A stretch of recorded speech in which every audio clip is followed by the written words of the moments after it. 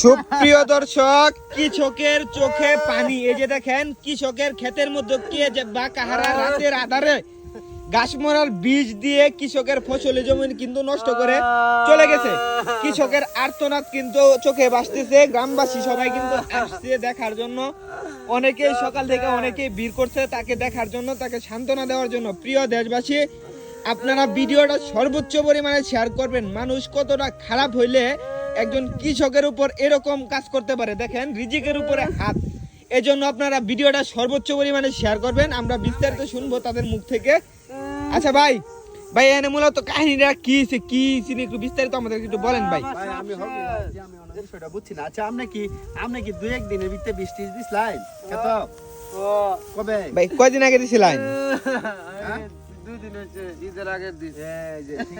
ভাই এখানে আপনার সম্পত্তি মানে জায়গা কতটুকু জায়গা এখানে আপনার? 100% মানে 1 কোর জায়গা পুরোটাই কিন্তু নষ্ট হয়ে গেছে। প্রিয় দেশবাসী, দেখেন এই যে উনার যে জায়গাটা এতটুকুই কিন্তু নষ্ট হয়েছে। আর চারদিকে আরো ফসলি জমি আছে, বুড়ো ক্ষেত, এগুলা কিন্তু ঠিকই রয়েছে। শুধু উনার জায়গাটাই কিস্তি দিলে আমি খরচ করছি ভাই 80,000 টাকা গেছে আমার। সারা জীবনের সঞ্চয় সব শেষ। আমি কোনো সন্দেহ দেখি অমুকে দিছে।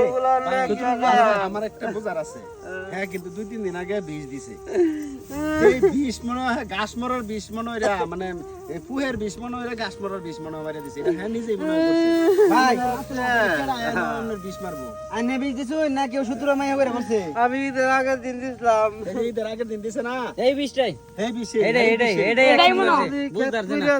আচ্ছা, আমরা যে বীজ দিছো পিসের প্যাকেট কো? পিসের প্যাকেট থেকে আনছো? ভালো হইছে বলা মানে। আমরা বীজ কোন দোকান থেকে আনছিলাই? ওই মেকানদাতে। মেকানদাতে আনছো না? কয়বারে বীজ আনছো? 2 বার না 1 বার? ভাই 2 বারও বীজ আনছিলাম। একটা কইছিন সারের লগে মিশা দিবা আর ঘাস মারার। ঘাস মারার আর একটা কইছিন স্প্রে করে দিবা। আমি তাহলে আমার জানি না, বুঝি না। এই যে তা ভাই ঘটনা হইছে কি জানেন? উল্টো লাগিও। আগে যে বীজটা দিছে হেডা দিছে ফুক মারারটা, মানে ঘাস মারার বীজ মারা দিছে।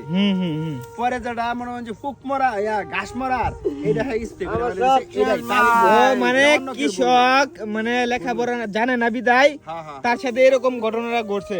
কিন্তু স্থানীয় জনগণ যারা আছে তারা কিন্তু অনেকে এই কথা ভাবতেছে, যে সন্দেহ করতেছে যে রাতের আধারে কেউ দেয়া গেছে। ভাই এরকম হলে বলেন আমাদেরকে। কোনো কারণ নাই কি লাগি রাতের আধারে এতটা জমির মধ্যে একজন বীজ দিব, যে কেউ একজন দেখবো। আমার তো শত্রু লাগে ভাই। বলছে যে রাতের আধারে বীজ দিবার লাগি, যে লোকের ক্ষেত বালা, এই ক্ষেত সমস্যা। একটা 3 ডাল লোক তো লাগবে এই বীজটা দিবার। বুঝছি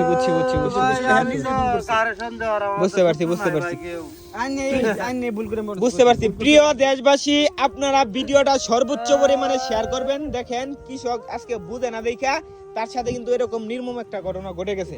তো আপনারা অবশ্যই ক্ষেতের মধ্যে ধান বীজ দেওয়ার আগে অবশ্যই কৃষি অফিসারের সাথে যোগাযোগ করবেন, নয়তো যার দোকান থেকে কিনে আনেন তার কাছ থেকে ভালোভাবে বুঝে আনবেন। সকলে ভালো থাকবেন, সুস্থ থাকবেন। ভিডিওটাকে সর্বোচ্চ শেয়ার করবেন। ধন্যবাদ।